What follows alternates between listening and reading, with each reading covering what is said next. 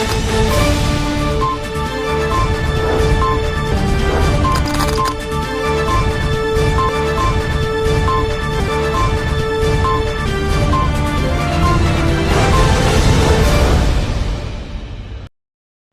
दर्शक मित्रों, दमन न्यूज में आपका स्वागत है। खबरों की शुरुआत करने से पहले आइए एक नजर डालते हैं आज की सुर्खियों पर।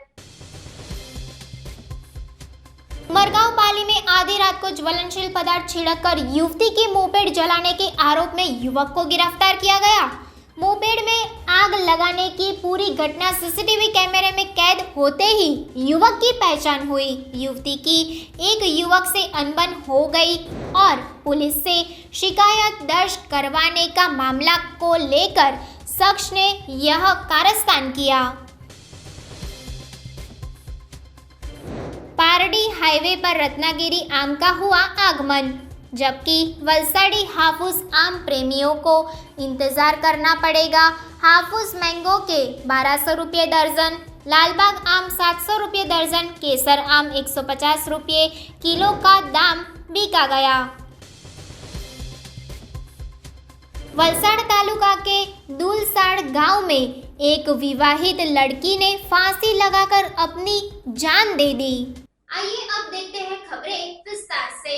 उमरगांव पाली में आधी रात को ज्वलनशील पदार्थ छिड़ककर युवती की मोपेड जलाने के आरोप में युवक गिरफ्तार।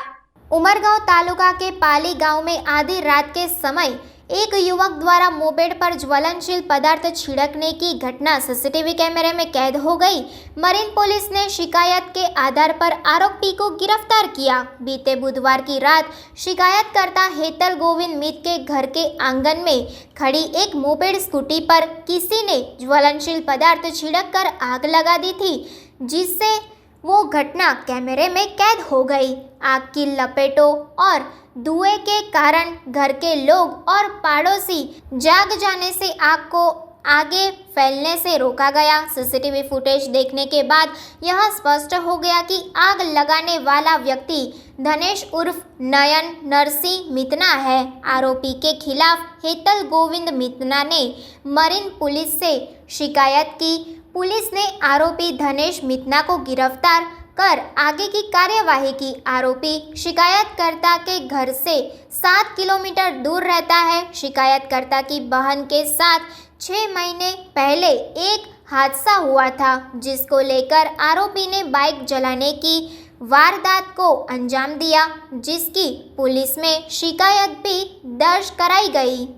पारडी हाईवे पर रत्नागिरी आम का हुआ आगमन, जबकि वलसाड़ी हाफूस के लिए आम प्रेमियों को इंतजार करना पड़ेगा। आम प्रेमियों के लिए पारडी हाईवे पर रत्नागिरी आम आ गया है। हालांकि कहा जा रहा था कि देश विदेश में मशहूर वलसाड़ी हाफूस आम की फसल 1 महीने पीछे चली जाएगी। व्यापारी झारखंड राष्ट्रीय राजमार्ग नंबर 48 पर मंडप लगाकर आम बेच रहे हैं। व्यापारियों से बात की गई तो उन्होंने बताया कि मुंबई देवगढ़ से जहां रत्नागिरी आम आता है, वहां हाईवे पर स्टॉल लगाए गए हैं, जिसमें हाफूस, केसर, लालबाग जैसे आमों को घास में पकाकर बेचने की बात कही गई है। हाफूस आम की कीमत 1200 रुपये दर्जन, लालबाग आम की कीमत 700 रुपये दर्जन और केसर आम की कीमत 150 से 200 रुपये किलो है। आम प्रेमी यहाँ से आम खरीदते नजर आते हैं, वही वलसाड़ी हाफूस के आम प्रेमी इंतजार कर रहे हैं। मेरा नाम रहीम है जी। ये माल रत्नागिरी से आता है, हाफूस है, देवगढ़ हाफूस आता है। सब कुछ मिलेगा, मतलब घास में पकाते हैं सब कुछ, फिर केमिकल का कोई कारोबार नहीं चलता है। ये आपको 1200 रुपये डजन मिलेगा। हाफूस, रत्नागिरी, देवगढ़ सब मिलेगा, आपको 1200 रुपये डजन मिलेगा। केसर भी आता है, हाफूस भी आता है, सब कुछ आता है। केसर आएगा आपको 150 रुपये किलो में आएगा, आपको 150 रुपये किलो का माल अच्छा आएगा, माल सुपर आएगा। इसका दूसरा तो आते रहता है। धर्मपुर वाला जब चालू होगा तब तो फिर धर्मपुर चालू रहता है। धर्मपुर वाला चालू हुआ तो फिर आएगा, बहुत आएगा माल। वलसाड़ी हाफूस अभी चालू नहीं हुआ है, वलसाड़ी हाफूस अभी लेट है, 1 महीना लेट होगा। बलसाड़ी ऑफिस। ये मैं माल लाता हूँ, रत्नागिरी का माल है। ये मैं लाता हूँ मुंबई से, मुंबई वाशी मार्केट से लेकर आता हूँ। आपको इधर मैं बेचता हूँ 1000 रुपये डजन आएगा, 1000-1200। मैं इधर अभी 4-5 साल से लगाता हूँ, इसमें कोई कुछ नहीं कमी हुआ है। 4-5 साल से चलता है मेरा ये धंधा। जनता को बोलो वो सब आओ, एक बार लेके जाओ, टेस्ट करो, माल अच्छा आएगा, सुपर आएगा, इसका टेंशन मत लो। आप लेके जाओ, कोई भरोसा नहीं, कोई टेंशन नहीं है। वलसाड तालुका के दूलसाड़ गांव में एक विवाहित लड़की ने फांसी लगाकर अपनी जान दे दी। वलसाड़ तालुका के दूलसाड़ गांव के केवड़ा इलाके की रहने वाली 28 वर्षीय सेजलबेन मनुभाई पटेल दोपहर के समय घर पर अकेली थी। परिवार के सदस्य काम के लिए बाहर गए थे, तब सेजलबेन ने अज्ञात कारण से बिजली के तार से गला घोंटकर अपनी जान दे दी। सूचना मिलते ही आसपास के लोग तुरंत घर पहुंचे, सेजलबेन को नीचे उतारा और उचित जांच के बाद उसे मृत घोषित कर दिया। घटना के बाद गांव के लोगों ने घटना की सूचना वलसाड़ ग्रामीण पुलिस को दी। घटना की सूचना मिलते ही ग्रामीण पुलिस टीम ने शव को कब्जे में लिया और आगे की जांच के लिए वलसाड़ सिविल पोस्टमार्टम के लिए स्थानांतरित कर दिया। धर्मपुर में लोकसभा सीट से बीजेपी प्रत्याशी धवल पटेल ने कार्यकर्ताओं से मुलाकात की। लोकसभा सीट के लिए प्रत्याशियों की सूची जारी होने के बाद अब भारतीय जनता पार्टी ने चुनाव प्रचार का बिगुल फूंक दिया है। भारतीय जनता पार्टी के लोकसभा सीट से प्रत्याशी धवल पटेल ने धर्मपुर तालुका के कार्यकर्ताओं के साथ अभिनंदन बैठक की। इस दौरान सभी कार्यकर्ताओं ने धवल पटेल से मुलाकात की, साथ ही पदाधिकारियों और वरिष्ठ कार्यकर्ताओं से मुलाकात कर उचित चर्चा की और आदिवासी वाद्य यंत्रों पर आदिवासी नृत्य भी किया। साथ ही मीडिया को संबोधित करते हुए बताया कि धर्मपुर तालुका के कार्यकर्ताओं में काफ़ी उत्साह है और सभी लोग उनके साथ हैं। साथ ही आनंद पटेल ने कहा कि मैं वासदा का रहने वाला हूं और वासदा के जरी गांव का रहने वाला हूं। हमें रोजगार के लिए बाहर जाना पड़ता है, लेकिन हम वापस आ ही जाते हैं। मैं एक त्यागी के रूप में अपने देश की सेवा करने आया हूं। विजेता बनने के बाद मैं वलसाड़ का स्थायी निवासी बनूंगा, ताकि कोई भी आसानी से अपने प्रश्न मुझ तक पहुंचा सके। પાર્ટીએ વિશ્વાસ મૂક્યો એ પહેલાં મારા માટે બહુ ખુશીની લહેર છે અને ખુશીની વાત છે ને તમે જેમ જોયું હશે પોતે તમે નિહાળ્યું છે કે આપણા ધરમપુર વિધાનસભાના કાર્યકર્તાઓમાં અને લોકોમાં કેટલો વધારે ઉત્સાહ છે મોદી સાહેબને પાછો 400 સીટ સાથે પાછા પ્રધાનમંત્રી બનાવવા અને અમારી ઉમેદવારી પણ પૂરેપૂરું સમર્થન આપવા અમારા કાર્યકર્તાઓમાં બહુ જોશ છે, ઉમંગ છે અને મને પૂરેપૂરો વિશ્વાસ છે કે ધરમપુર વિધાનસભામાં આપણે 75,000 માર્જિનથી બી વધારેથી જીતશું। આનંદ પટેલ એવું કહી રહ્યા છે કે ભાઈ જે વલસાડ ડાંગ લોકસભા બેઠક છે એમાં ભાજપને કોઈ ઉમેદવાર નથી મળ્યો એટલે બહારથી ઉમેદવાર લાવવા પડે છે। આનંદ પટેલને મારે એ કહેવું છે કે હું પોતે બહારનો ઉમેદવાર નથી, હું પોતે વાસદાનો ઉમેદવાર છું। આપણે રોજગાર માટે ભણતર માટે બહાર જતા હોઈએ પણ પાછા આપણા વતનમાં પાછા આવી જતા હોય છે।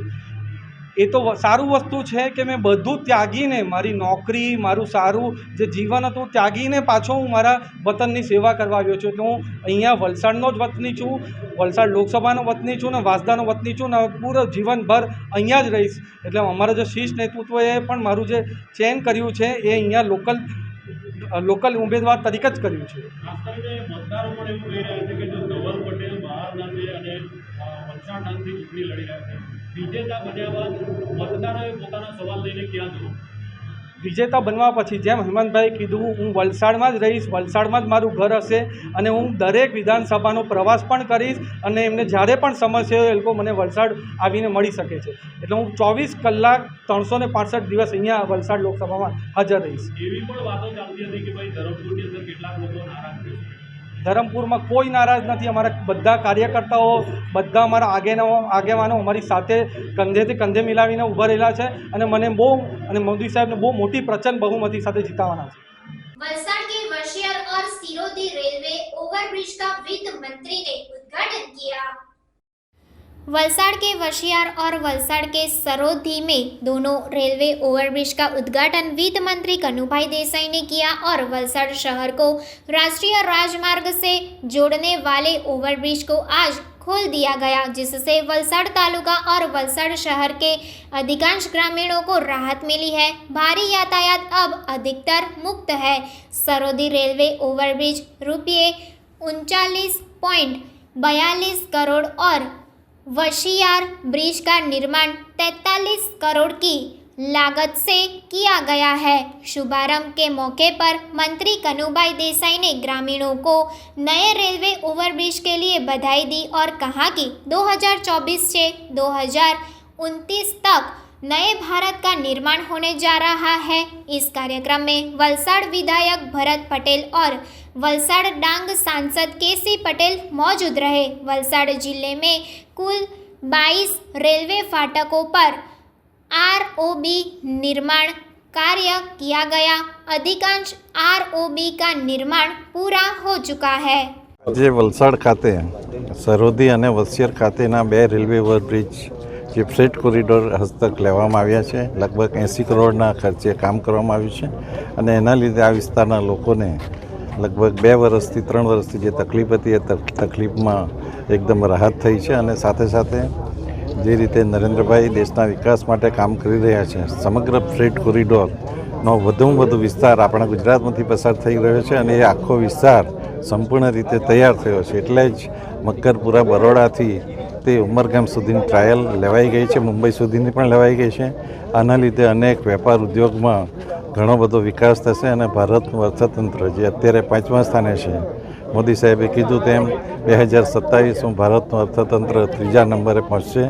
એના લીધે સમગ્ર વિસ્તારમાં રોજગારી અને વેપાર ધંધાનો વિકાસ થશે અને લોકોની સુખાકારીમાં વધારો થશે। જેટલાય જરૂરત હતી મોટે ભાગે 22 જેટલા રેલવે ઓવરબ્રિજનું નિર્માણ થયું છે અને જ્યાં જરૂરત હશે ત્યાં હજી પણ આ રીતના આયોજનો કરવામાં આવશે। સમગ્ર દક્ષિણ ગુજરાતમાં જે રીતે રોડ અને બ્રિજના કામો થયા છે, મોટે ભાગે લગભગ એપ્રિલ મે સુધીમાં ઘણા બધા વિસ્તારમાં ટ્રાફિક સમસ્યા હળવી થઈ જશે। समाचार के अंत में आइए एक नजर डालते हैं आज के मुख्य समाचार पर। मरगांव पाली में आधी रात को ज्वलनशील पदार्थ छिड़ककर युवती की मोपेड जलाने के आरोप में युवक को गिरफ्तार किया गया। मोपेड में आग लगाने की पूरी घटना सीसीटीवी कैमरे में कैद होते ही युवक की पहचान हुई। युवती की एक युवक से अनबन हो गई और पुलिस से शिकायत दर्ज करवाने का मामला को लेकर शख्स ने यह कारस्तान किया। पारडी हाईवे पर रत्नागिरी आम का हुआ आगमन, जबकि वलसाड़ी हाफूस आम प्रेमियों को इंतजार करना पड़ेगा। हाफूस मैंगो के 1200 रुपये दर्जन, लालबाग आम 700 रुपये दर्जन, केसर आम 150 रुपये किलो का दाम बिका गया। वलसाड़ तालुका के दुलसाड़ गांव में एक विवाहित लड़की ने फांसी लगाकर अपनी जान दे दी। तो ये थी अब तक की खबरें। फिर मिलते हैं और खबरों के साथ। देखते रहिए दमन न्यूज। नमस्कार।